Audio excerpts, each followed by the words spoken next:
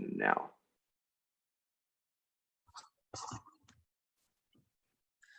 Today, my team is presenting our Portland State University Winter through Spring 2022 Capstone project called Climate Data. Our team is made up of our lead, Max, and members Eric, Melissa, Dan, Mark, Luis, and Adriana. This is still Adriana here. So our project is made up of a straightforward set of tools used to provide graphical visualizations and the analysis of weather trends. The user can do analysis of the data through the use of graphs to plot the data, geographical mapping to map the data, and CSV files that you can export that provide further mathematical analysis. The data that the user has access to includes things like precipitation, maximum, minimum, and average temperatures, and drought data. And the data available for the user spans from 1895 to present, and the data is available for the entire United States.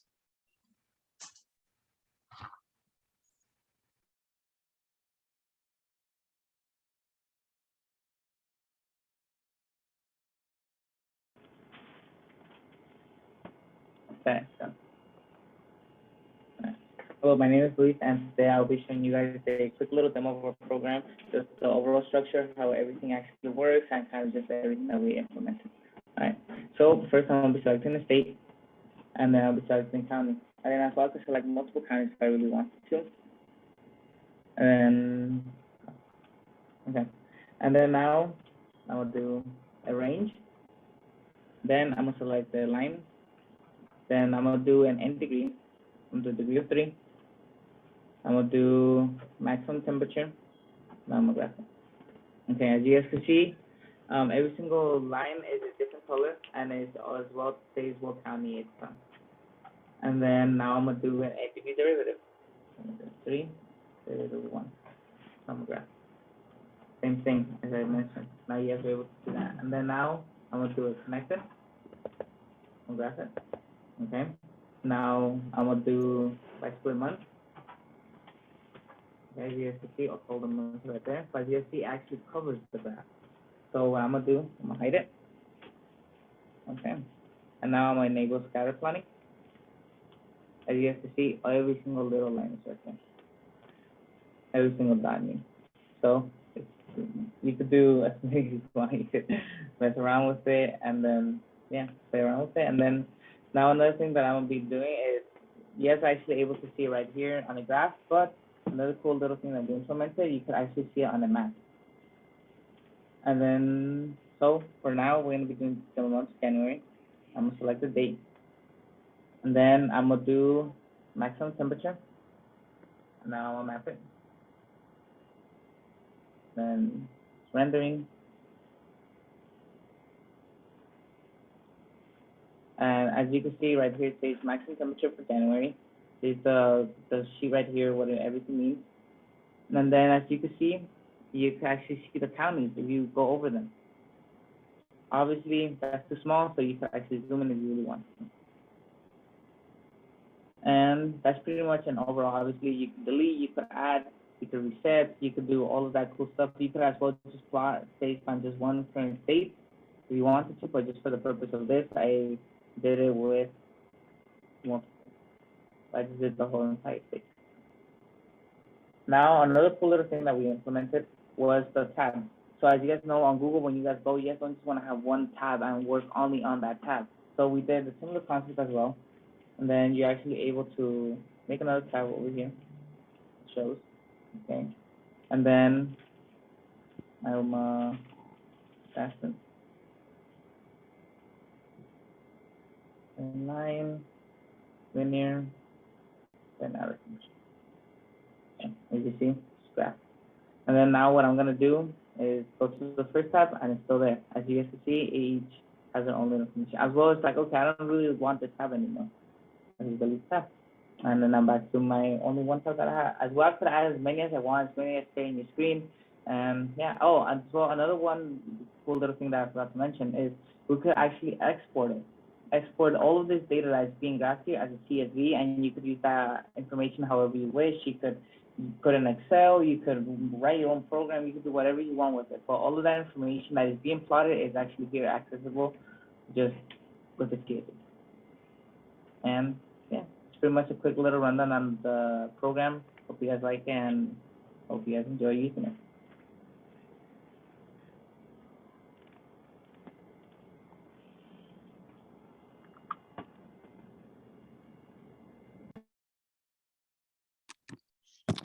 This is Dan. As you saw from the demo, we've developed a GUI application in Python that can plot and help analyze weather data. The data is dynamically downloaded off the internet and stored locally in a database for offline usage. The application offers various ways to visualize the data. It also supports exporting the data to CSV for analysis in external programs. Next slide, please.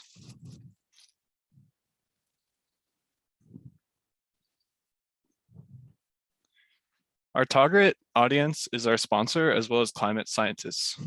We work closely with our sponsor when designing our app, and as a result have developed something that is for data savvy scientists who are familiar with various plotting and analysis methods and who are capable of finding meaning in the visualizations provided by our app.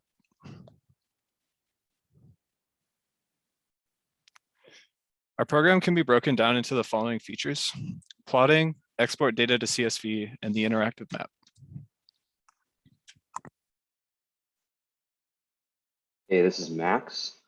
So there are three major types of plotting: n-degree polynomials, m-degree derivatives of n-degree polynomials, and connected scatter plots with or without a polynomial curve running through the plot.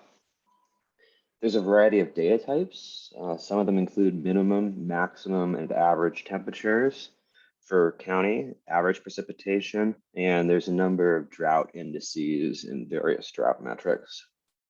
Other features of the plotting, we're able to enable or disable the scatter plot, depending on what you want to see. We have something we're calling a yearly diff that allows you to, say, plot a range from 1920 to 2000, and then take 10 years off that, so 1920 to 1990, and plot the same polynomial but fit to the smaller time set, so you can see how well your polynomial fit generalizes out into the future. And you can also easily separate the months. So if you're graphing every month from 1920 to 2020, you can click a single button and it'll split it into the 12 months or however many months you have selected. This is Eric speaking, and another cool feature we have alongside plotting is being able to export the current user's inputted data to a CSV file. Since our sponsor Bob works primarily with Excel, the program is able to create custom data sets that are in a format that allows Bob to run equations or macros just a lot easier. The files themselves have two supported formats, either whether it's calculated by year, whether you calculate the coefficients by year or by months. And when you flip between the two, it's similar to just transposing the data sets minus some constant supporting columns. All the data that's included, and this is all based off of what type of data that the user does want to plot, is either the raw temperature, precipitation, or drought data, and also the polynomial coefficients. Optionally, if the user selects to have the derivative plotted as well, then the derivative coefficients would be included in the CSV file. Finally, if the user wants to plot the offset curve, the yearly offset curve, then those corresponding polynomial and optional derivative coefficients would be included in the CSV file calculated based off of those yearly offset curves.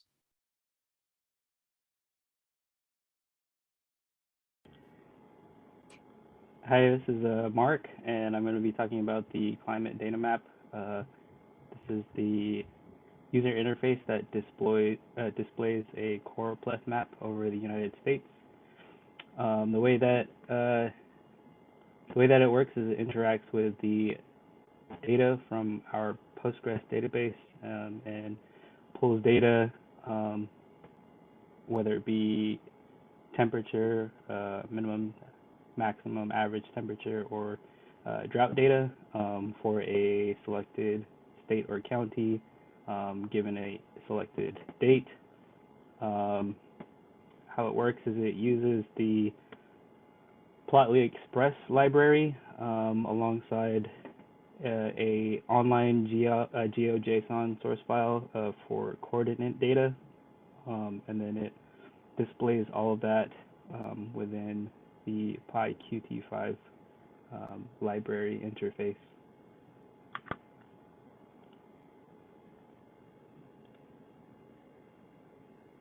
This is Max speaking again. For the future, one of the things that our sponsor talked about wanting was some more interactivity in the interacting with the plots. So he wanted the ability to click on a curve or line and highlight that segment or curve. And unfortunately, that just wasn't possible with the software we were using at the time. He also wanted the ability to click on a curve and bring up like the box with the coordinates, and then be able to click on another point and have the boxes persist between clicks. And again, that was something that just wasn't possible for us at the time. Plot multiple plot types on the same chart. So yeah, he wanted the ability to plot like 3rd and 5th degree polynomials, and that was brought up rather late in the term. And by then we'd really sort of solidified our user interface, and it would have required a pretty big rework of the UI, but it is something that would be pretty useful for him in the future, and that maybe another team could work on. And another thing is saving the program state. So be able to sort of save it and, close it and then open it back up and continue interacting with it like you'd never closed it.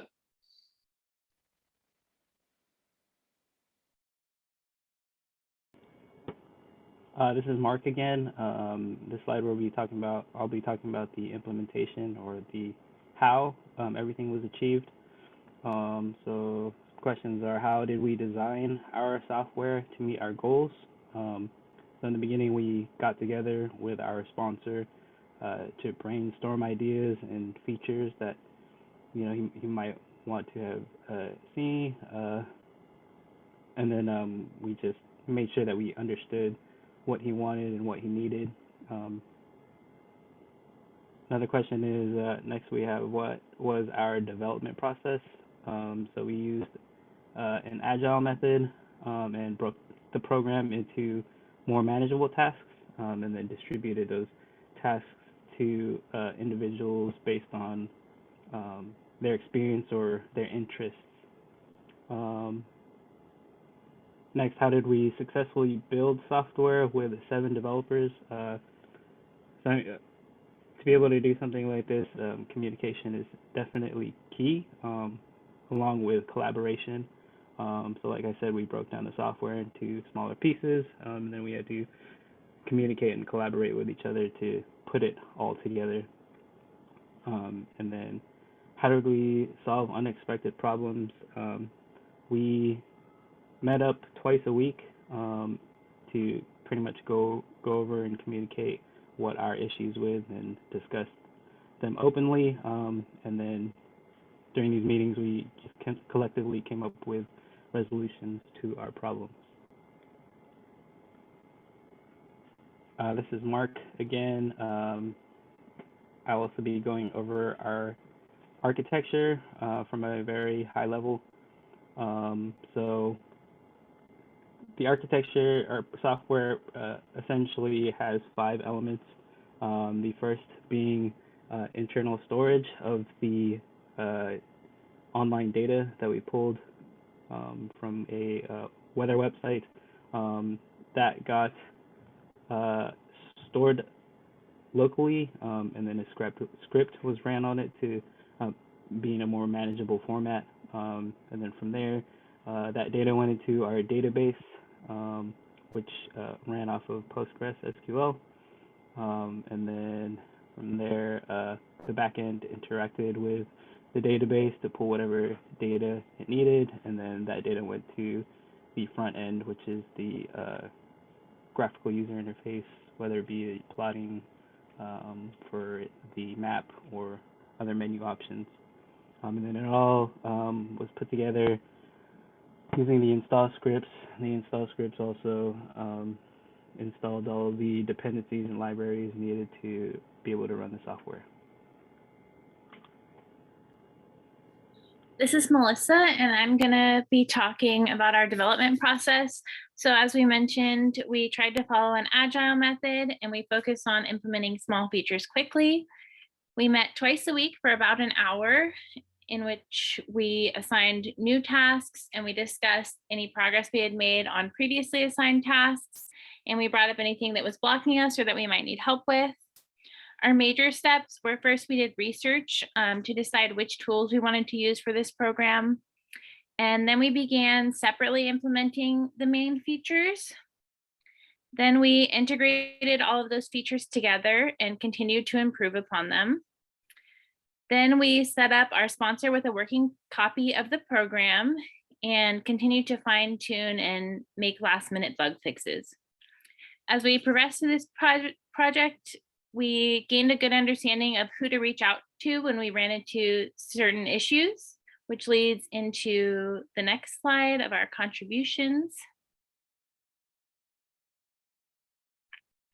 So for the user interface, Adriana and Louise mainly worked on this, and they used tkinter, and they had to deal with some pretty tricky problems along the way, so good job for them. For the map, Mark implemented most of that functionality and figured out how to draw the county outlines on the map. Dan created some install and build scripts that helped check that we had the dependencies that we needed for the program to run, and to check if the database was up to date or if it needed to go grab new data.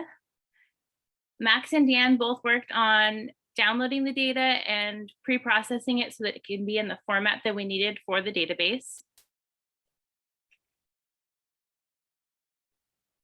Eric worked on a lot of the calculations that our sponsor wanted and exporting our data to CSV files. He also spent a lot of extra time making sure that our sponsor was well set up with our program. I, Melissa, worked on the database and created functions to load the database, to extract data from the database, and to handle any exceptions that occurred. And then Max implemented most of the plotting functionality, and he also organized our meetings and helped assign tasks when people ran out of work.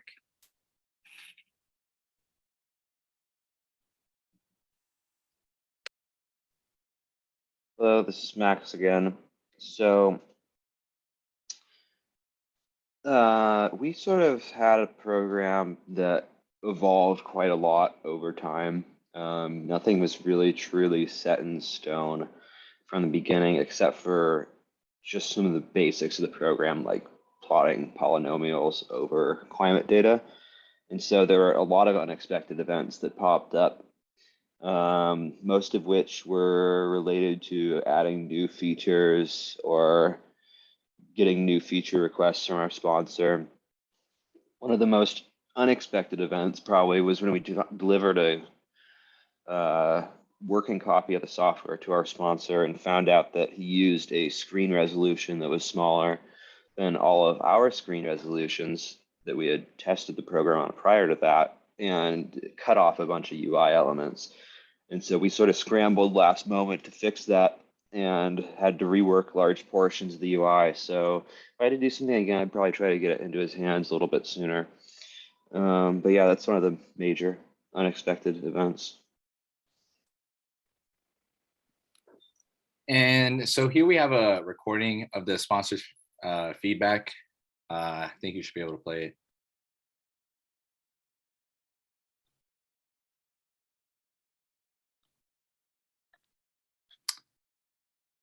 I don't hear anything. I You can need to share. also play it from here. Pleasure working this past. It's been a great pleasure working this past 2 quarters with Eric, Melissa, Max, Dan, Mark, Luis, and Adriana on this climate project. I originally came up with the idea for this 3 or 4 years ago, found the results extremely interesting, but knew there was no way I could complete it myself. Eventually, I got smart enough to contact the computer science department, and through Bruce Orwin, joined up with this Capstone team. They took my idea, threw in some of their own, and produced a wonderful project program. Some of the ideas they put in, I thought might not be that useful, but in the end, they proved to be entirely useful. I'm very glad to have the opportunity to work with them, wish them well in the rest of their careers, and I'm confident that their program will really be an advancement in climate understanding. Best regards, Bob O'Brien.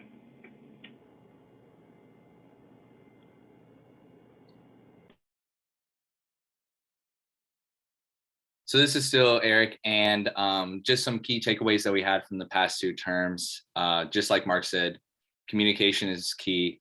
This includes the communication routes between group members, the team lead, and the sponsor. Next, we have solidifying requirements early. Any sort of features that we came across, like we didn't solidify, the issue that we had is sometimes we didn't solidify some of our features that could be subject to change in the future. And so any secondary features, it's worth noting to everyone on the team and making sure that all the primary features are completed first. Next is always having a team member review all the pull requests. To just stay on the topic of version control, like a version control standpoint, I'd also say that to make sure that everyone's working branches are up to date to whatever branches are shared by everybody. And finally, it's important not to panic if someone makes a mistake. It's a lot stressful for everybody else, but if everyone works together, then any issue is always resolved faster. I think we're short on time, but just some advice, like the biggest advice I would probably we would give for future teams is to make sure to stress less and have fun. It's very important to stay focused on everyone's personal tasks, and I think that alongside with that, we were able to connect with each other like really well and dependent on each other, and overall it allowed us to finish our application just how we imagined it. All right, thank you so much for viewing our Capstone project presentation.